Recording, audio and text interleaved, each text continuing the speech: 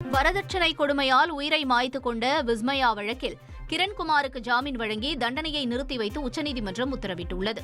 கேரள மாநிலம் கொல்லம் பகுதியைச் சேர்ந்த விஸ்மயா வரதட்சணை கொடுமை காரணமாக உயிரை மாய்த்து கொண்டார். இந்த வழக்கில் அவரது கணவர் கிரண்குமாருக்கு 10 வருடம் சிறை தண்டனை வழங்கி தீர்ப்பு வழங்கப்பட்டது.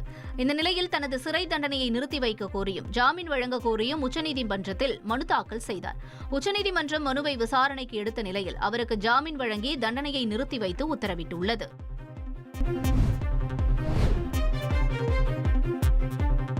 கேரளாவில் போதை மருந்து விற்பனை கும்பலின் முக்கிய நபர் கைது செய்யப்பட்டுள்ளார்.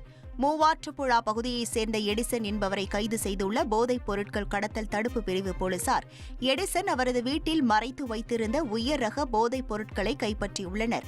டார்க் நைட் என்ற பெயரில் இணையதளம் வாயிலாக பல நபர்கள் மூலம் போதைப் பொருட்கள் கைமாற்றப்பட்டு விற்பனை செய்யப்பட்டு வந்தது போலீஸ் விசாரணையில் தெரியவந்ததை அடுத்து இந்த விவகாரத்தில் போலீசார் தீவிர கண்காணிப்பில் ஈடுபட்டு வருகின்றனர்.